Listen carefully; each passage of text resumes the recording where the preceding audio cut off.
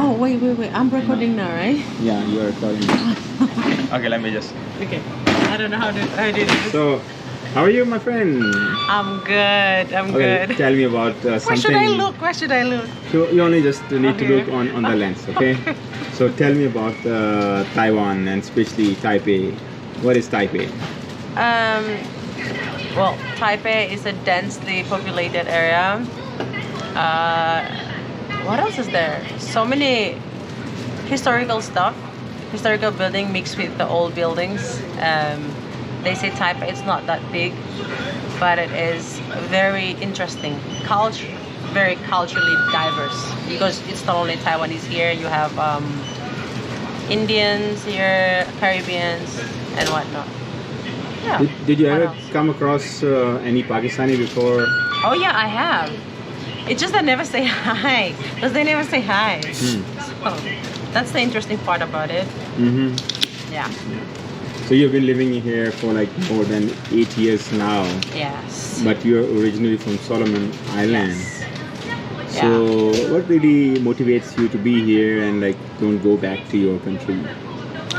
I love the people and I love my job. It's just kind of like a weird, like home, far away from home feeling. So I practically grew up here, so that's why I feel like living in Taiwan, it's still suitable for me. But at some point, I might go home, or maybe somewhere, or maybe Pakistan. Oh, definitely. Maybe. I'll be your host. I'll be happily your host. I'll trust you on that one. Yeah. Chinese have like a lot of misconceptions about Yeah, that is so Taiwan. true. So how would you like dispel this In terms of impression? what? Yeah. Like they feel like Taiwan is just like the mainland China.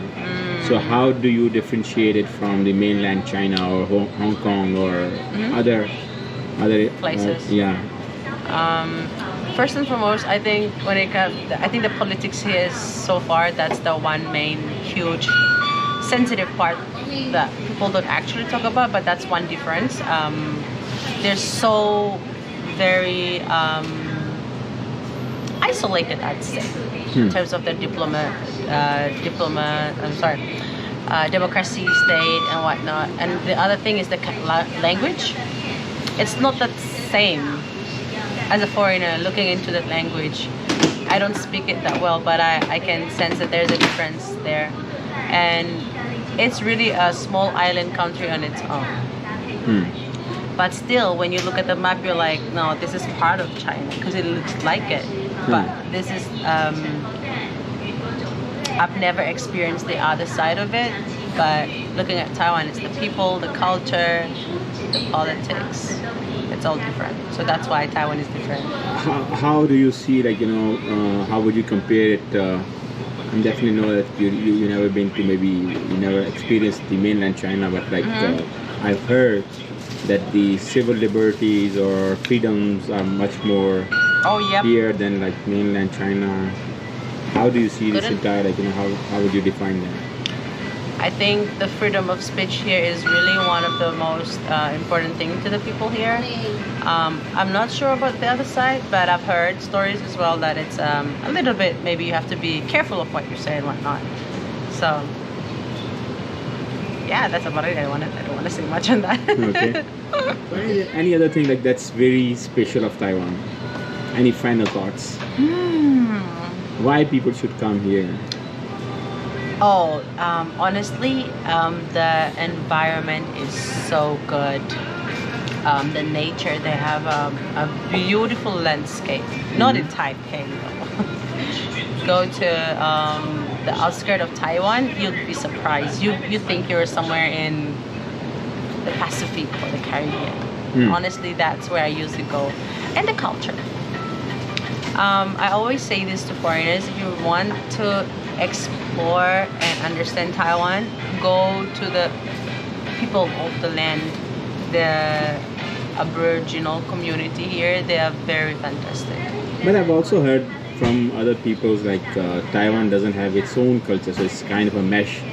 It is, because with the colonial, what's this, dated back with the history of Taiwan, Japanese colony, colonialism. and then China involvement as well. So it just kind of like turned Taiwan upside down to a point. But the Aboriginal community here is what make Taiwan a little bit different, I'd say, because I work closely with them. They have communities, I'd say, and it's still a work in progress for them to be recognized by the government here. So it's very true. Like they're just like kind of floating in the middle. And how do you see the situation vis-a-vis American influence, and then like the way China is like now trying to hitting them back and trying to capture it again? So It's I think it's an ongoing I would say just threats, like ongoing threats that continue to happen for almost a decade for me here in Taiwan. And but these people here, I feel like they're heavily influenced by the American government, American in general. The way they perceive the culture itself, I don't know. That's how I see it here in Taiwan. But I think also in that sense of how can I say this in a very safe way possible? Because the next question is going to be very critical. Oh, why are you asking me all of those questions? It's I think they heavily, I wouldn't say heavily, they really look at the perspective of American than themselves, how they can protect the policies and whatnot. But China is always going to be a threat. It's always going to be a threat. I feel like it.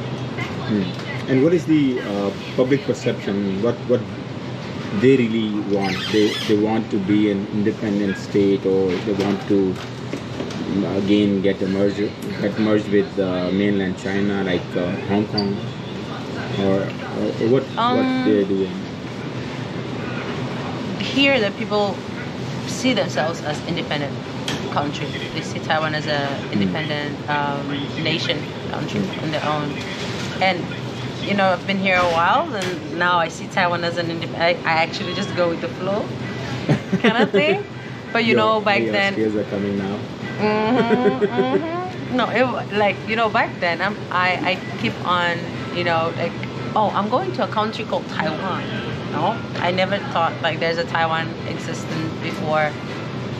But to answer that question, people here actually think, I mean, they see themselves as an independent country, and they always see themselves as that, and they don't like not the ROC, Republic of China. Okay, that's great. Thank you very much. That's a sensitive question. Yeah, that's not sensitive. But you answered diplomatically. No? Yeah, I'm trying not to lay on that side. I'm not trying to lay on that side. So, but that's just a perspective of, I'd say, I'll end this with, that's just a perspective of an islander from an outside country coming into Taiwan and been here for a while. So, that's just that. Okay, thank you very much. Thank you so much. So my friend, she's my, you won't believe, like, she's my friend here, and like 2 days back we never knew each other. Yeah, on Sunday. And, yeah, so we just met when I landed on the airport, and I asked her about the right train, and then like, this is how we came to know each other. And then it's our second meeting. And to be very honest, like, because I travel a lot, and I really would find this sort of friendly people. She's actually from Solomon Island. I never met anyone from Solomon, right? Yeah, definitely.